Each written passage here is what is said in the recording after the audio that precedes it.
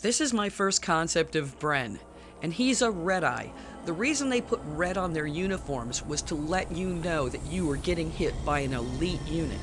These guys didn't like to use sniper rifles or fight from a distance. They went in up close into the devastated buildings and they fought man to man, hand to hand, very close. So anyway, the buildings get occupied by what are considered like nomadic tribes and troops of decommissioned military people that are bad. And they're nicknamed raiders, but they could use a much better name. So if you can suggest a better name, I'd like to hear it. This is Bren's first gun. It's just a concept. I painted it with aircraft paint and I whipped it up so that I could mold it. He's supposed to have two guns, so I got to figure out how to make two guns. This is what I did. I put some clay around the actual toy gun, poured auto body filler in it, and cut it with a really sharp knife as quick as it was kicking off, so that I didn't have to sand so hard, not so much work. I also use a wire brush to clean the sandpaper as quickly as possible, so I don't have to keep changing sandpaper. This is more of putting little fences around it, so that it would contain the filler. And I wanted to just change the shape of the gun dramatically so it didn't look normal. So that meant moving the sights back, so I got another toy gun and cut the sights off the back of it and just moved them back, a little bit further. Because these guns fire caseless ammo in the future and they don't really eject rounds. The rounds are just gone forever. So anyway, this is my first idea.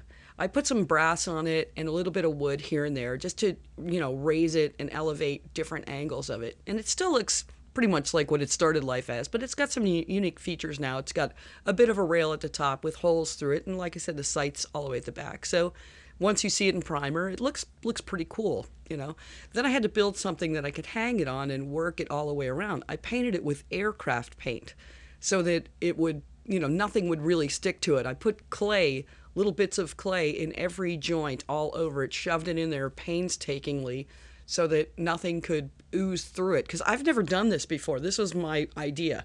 I made a tray to just contain it, and I put staples in it so that the gun would sit on the staples elevated, so it couldn't just be flat into the tray.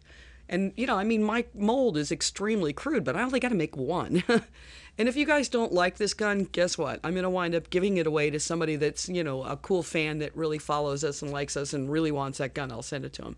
This is the simple way that I mixed up some fiberglass resin, auto body filler, and chip and scratch kind of filler that dries much faster.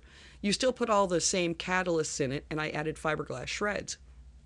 So it gives it a lot of body, and it gives it kind of a texture that's like a fabric in it. They make something called kitty hair, but that stuff's terrible compared to this. This works so much better. But this also created a lot of temperature in the mold, and it created a lot of porosity and holes and wasn't really that great. I mean, you can see I can reproduce the gun, no problem. I have to make an A and a B side. But once I fiberglassed it, I'm thinking, this is hollow, this is the way to go. Or like I said, somebody's getting a cool model.